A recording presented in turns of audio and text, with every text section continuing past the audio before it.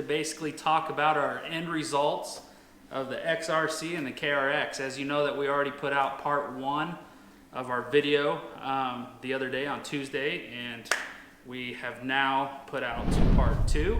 And then we just kind of wanted to talk about our vehicles and let you guys know what we thought about them out in the rocks. And I think Double Sammy, in my opinion, was a pretty good trail to test them out on for the first time. It was a good trail, and honestly, that was my first time actually doing any rock crawling per se in my machine, or any machine really at all. And it was a good trail. It had some good technical parts, and it was a lot of fun. The videos were fun to do.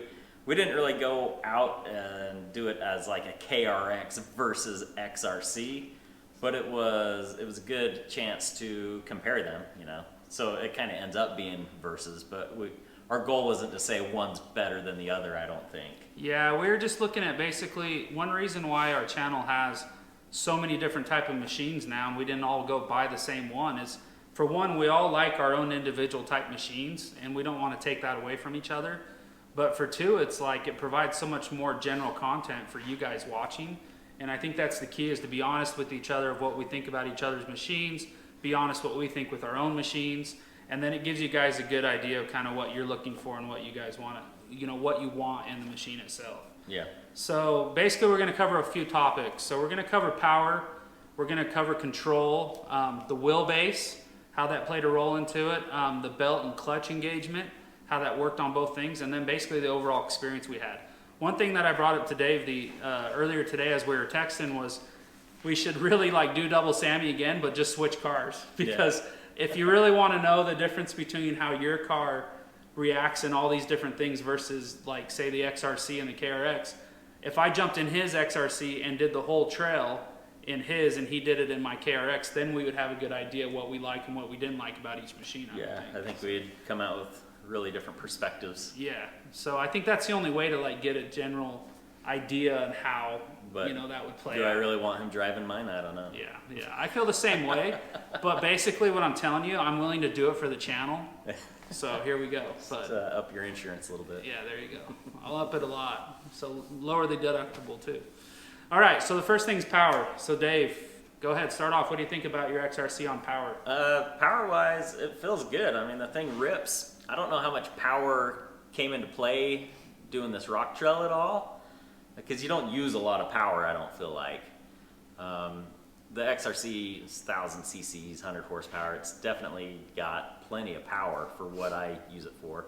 It didn't struggle power-wise up any of the obstacles or anything like that. I felt like there was plenty of power to spare. Yeah, well, I felt the same exact way. One of the big topics on Facebook with all the, you know, couch warriors and typing on the keyboards is the KRX doesn't have enough power. It's so freaking slow and underpowered. Yeah, I know, seriously. So overweight. Honestly, we were in front of, behind turbo units, all that kind of stuff. Yeah. And there was no difference. We can do whatever in either of our machines that any of those guys could do. Yeah, I will say, the whole day doing that trail, I was in economy mode on my machine. I didn't have it in sport mode. Even up until after the ride, we were out ripping in the dunes, and for like 30 minutes later, it's like, oh yeah, sport mode, you know? I didn't feel like I was even lacking a whole lot in economy mode, but sport mode, it turned into a lot more fun out there all of a sudden. Yeah, it was kind of like the experience I had with my low power mode in Dumont and couldn't figure it out. I thought my machine was already breaking, and it turns out it was just I hit the switch somehow. But that's one thing I didn't do on the rock trail. I probably should have tried the low power mode. I didn't. I never turned it on. I just drove it the way it was. Yeah. And for me, all the obstacles that I did on Double Sammy, it didn't lack power at all for the rocks. If anything, it was like more than enough, and the way it gripped and everything, I didn't need any more power at all. Being in a full power mode, do you feel like you had any control issues with the throttle, or like too much, jerky, anything like that? Yeah, so that's perfect for our second topic with control. It's like, for me, I didn't even use the low power mode. I did leave it in low gear, and I had zero issues. That thing is like, the clutch engagement on it is so smooth compared to our 17 Razor, it's not even funny. Like, it made the rocks so easy. Like, I'm not an expert on rocks. It's the first time I really have gone out on a trail besides taking the Terex out like almost a year ago. Yeah. And that wasn't even like, you know, so I was really like nervous going into this ride a little bit because I was just like, I don't know what to expect. But overall, the KRX made it easy for me. Honestly, the control was hands down a 10, like hands down. Smooth, huh? Yeah. So what do you think about your XRC? I felt like it was smooth. No jerkiness, engaging clutches or anything like that. I felt like everything, power delivery was smooth the whole day long. It just felt really good. I didn't have any bucking or anything like that. Yeah. So it was nice. I liked it. And then wasn't there another setting on there that you're using besides economy mode? You have another setting on there? When you put it in 4-wheel drive, you have the option of rock mode and also trail mode. And that's part of the smart lock deal for the 4-wheel drive on that system. And as I understand it, I don't. That's it. Well, there's our honesty. It always plays out. We don't really care. But they say if you put it in smart mode or rock mode, it does different things. Well, I would like to explain no it to idea. you, but basically you guys comment below and let us know what you think. So. But part of the trail I ran it in rock mode, and the other part I ran it in full diff lock. And that's another thing we should talk about is the steering while in diff lock. I had no issues. I didn't feel like it was overly hard or heavy to steer in full diff lock. I can't say that it steered 100% like normal, like in 2-wheel drive or anything, because it's not. But it kind of kills the turning radius a little bit, very slightly, in my opinion. That's interesting because that is part of control, and I didn't bring that up. So I did run low gear and I did run diff lock. And I'm the same as Dave. With the KRX, I was actually blown away because he remembers a couple times in the Terex when we were out rock crawling on that one trail a year ago, and I was like having to work to even turn the wheel. He was like, I can't even turn the thing. Yeah, it was. I mean, it was crazy. The KRX, honestly, I didn't even realize it was in diff lock. That's how I felt. I don't know about turning radius because I didn't try any of that. But I'm sure it'd probably be worse with the diff lock on. But I felt like it wasn't even there. It was that awesome. Like, it was so smooth. It wasn't there. Yeah. So, pretty simple. That's one of the things now that I'm reminded of the rock mode and that kind of stuff. It only fully locks the differential when it thinks you need it, which keeps the steering on it supposedly really light until you need the really front end locked in. Locked in. If it feels things slipping, it will lock it in. So it sounds to me that the XRC has a little bit more computer specs than the KRX does. It's definitely smarter than the KRX. Yeah. So there you go. It's smart. It's a smart car. So let's talk about wheelbase because this is a tough one because in my personal opinion, my KRX I think outshines the XRC in areas, and then the XRC outshines mine in areas where it's a little bit narrower and he can get over stuff a little bit easier. I don't know. I mean, that's my opinion. The wheelbase, I think, is great to have it in areas and not so much in areas. It was just funny. I say it's 50-50 on that one completely because I saw Dave go through things that were just much easier for him than it was for me. And I think wheelbase is we're talking about width right now, yeah, right? width. Yeah. So the width, not the length of the machine, but just the wheelbase. width. Yeah. You're almost 69 inches wide, aren't you? Yeah, yeah. See, and my machine is 64 inches. And I was behind him pretty much the whole time. And I'd watch him pick lines, and he'd be up on this thing over here and up on this thing over there, where me being about 5 inches more narrow, a lot of times I could just go in between any obstacle that he had to go up and over. So the XRC is definitely, I think it's a little more nimble maybe than the KRX, but not by a whole lot. Well, I think you could gain it in length too. Yeah. It's just like the argument with the Terex, right? It's like, yeah, it's slow, whatever, but everybody loves it because it's a 4-seater and the length isn't there. Like, it's nice and short and it gets through stuff. It's no different with the XRC versus the KRX because the KRX is longer. Yeah. So anytime you're a little bit shorter like that, it seems like that's also an advantage too. Yeah. So as far as being nimble, it's definitely an advantage being shorter. Width-wise, there were a couple places, one in particular that you've already seen, me going up the chute at the end. I'm guessing. I haven't seen the video yet. Dave hasn't seen it. As we're recording this, I haven't seen his video yet. But you're gonna see me, you have seen me, flop over on my side. That, in my opinion, has to do with the width, because that obstacle, it's got such a low margin of error of where you have to be, and me being a little bit narrower, I didn't hit it as exactly as I should have. Whereas like the KRX and some of those 72-inch models of Razors and Can-Ams, I mean, they just go right up that thing, and they don't have to hardly think about where they're going a little, you know. Yeah. Where me, it took me a lot of tries. I don't know how many tries he showed, but there was a lot. I didn't show that many tries because we didn't want to be there all night watching. So no, It wasn't that bad. Dave did a good job, because the one thing that Dave did is he didn't give up, and a lot of people in those obstacles want to give up after a few times. For one, it's hard not to give up because you're worried about ruining your machine. For two, there's and for two, 40 people watching Yeah.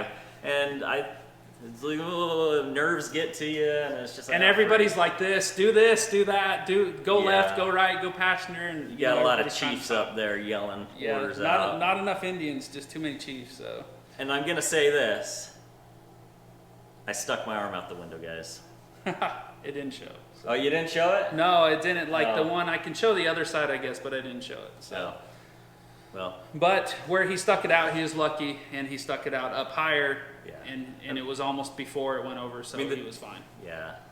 So it's not a big deal. It's one of those things that's your first initial thing to do. It is. It's first reaction. Yeah, first I reaction. stuck my arm out the window. I had already flopped over at that point. The machine wasn't moving, but I stuck my arm out the window. And as soon as I did it, I was like, oh, crap. And then the guy up top was yelling at me, get your arm inside! Yeah. And then you feel even dumber because first you wreck your machine on the side, and then you stick your arm out, and people think you're going to break your arm off, which you could.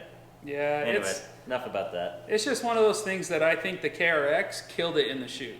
Like, it was yeah. beyond easy. It was crazy how easy the chute was. And to Dave's point, wider was better, to a certain situation, but there was guys with massively wide machines and portals that were going on their side. So I think that's where driver skill came in. yeah, it has a lot of driver stuff. So Dave's line had to be just so perfect.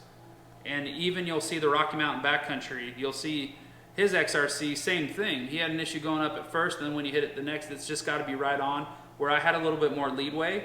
But honestly, the KRX was just like a goat on that chute. It was like beyond easy. Yeah. So width, wheelbase, all that kind of stuff, I just, there's pros to it in certain areas, and there's cons to it in certain areas, you Yep. know? So, Just like everything, give Yep. and take. so the next one that we want to cover is belt and the clutch, and we were talking about that a little bit Oh, wait, because that's a big I'm deal. not done Oh, wait. with that. Okay, hang yet. on, rewind, Dave's back up. Okay, along with wheelbase width. My machine, you guys that know the XRC, there's no trailing arms on it. It's A-arms front and back.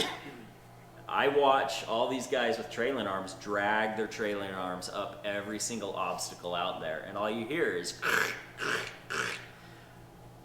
I don't have that issue. That is one benefit to the XRC. I don't have that issue, and it's shorter wheelbase. I only touched the bottom, the belly, I think one time on the whole thing, which was kind of nice. Yeah, I was touching, but I have skid plates from Kawasaki, so He's all protected up. it worked really well. The best part too is I think after I've gotten a little bit of sag on my suspension, it's not no 4 or 6 inches like I've been hearing. It's like maybe 1.5 inches or 2 with all the stuff on it. I'll probably do some adjustments, bring it up some, and maybe I won't hit as much, but I didn't hit too much, but I definitely hit compared to Dave. Yeah. But I had skid plates and I have all that meant for that stuff, and those things were awesome. It helped me just slide right over it. So But then the downside of my setup is I get in the whoops and it just kicks my trash, where Garrett just sells 50 miles an hour. So pluses and minuses for everything, really. yeah. It all depends on what you want to do with the machine. Yeah. You can't knock a machine for what people buy. There's just so many pros and cons to every single machine out Yeah. there. So belt and clutch, this is a huge one because a lot of people, the new craze, I guess, is like the whole tranny setup now. As Yeah. you know, Joe bought a Honda Talon. He's got no belt on that now. Same with the YXZ, and people are like kind of digging that, and they're questioning the belt, and they want to know the difference. And all that kind of stuff. For the KRX with the belt, I had zero slips with my belt, and I can tell you there was multiple times I saw smoke clouds coming from different razors. There are quite a few And campfires out stuff, there that day. yeah, that were ahead of us because of their belts.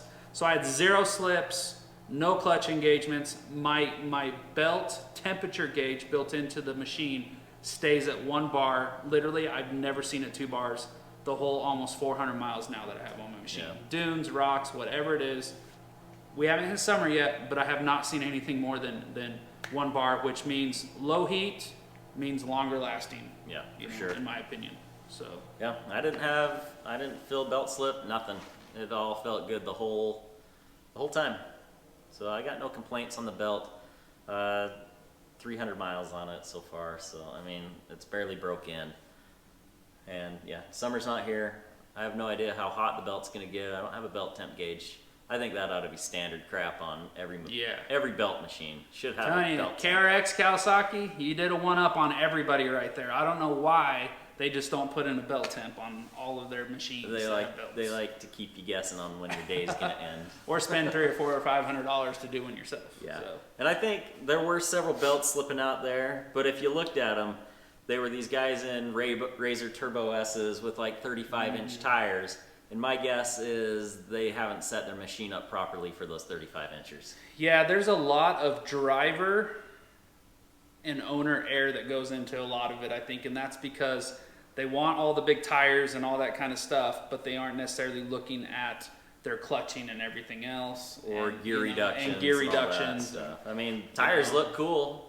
$1,000 for a new set of wheels and tires, but these guys don't want to spend the other, I don't know how much it costs for a gear reduction or anything like that. But The ones with portos, you know, of course they're going to be good, but yeah, I mean, that's a big deal. You can't just keep on throwing stuff on it and expecting it to, you know, just do like it did when it was stock. It just doesn't work that way. So I think that's a big deal. So I think with the clutch engagement on mine and with the XRC, I think we both agree that there's really no issues.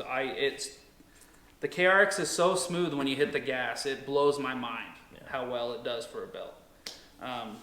And I think the XRC, it seems like, is the same. It's yours really has got, what do they call that, the wet clutch or something like that? wet I don't clutch. know what it is, But it works really well, and we'll see over time as we do more reviews of these machines how well they hold up and how many miles we get on them. yeah, I mean, it seems like Wildcat did something with that back in 2012 or something like Yeah. that, and then they stopped because they were having issues with theirs.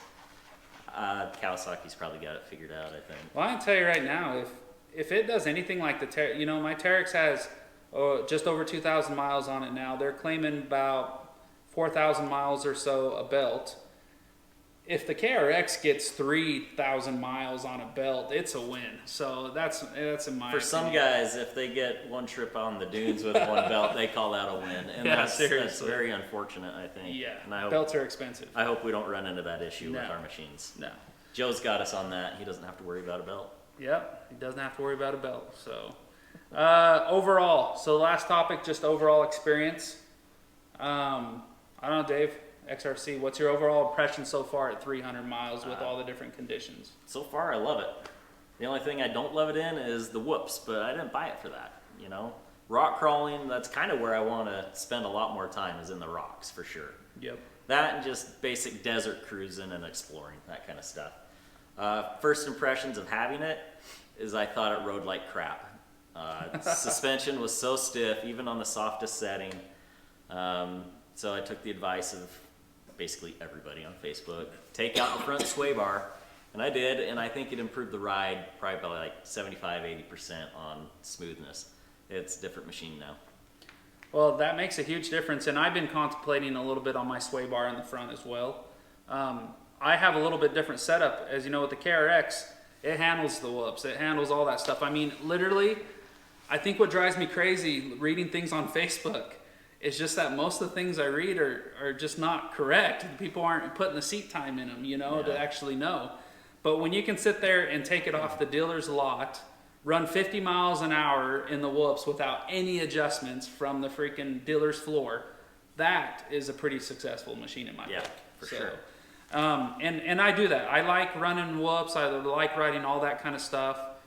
Yeah, would I love to have a lot more horsepower in the sand? Of course, because the sand can always use whatever horsepower you can throw at it.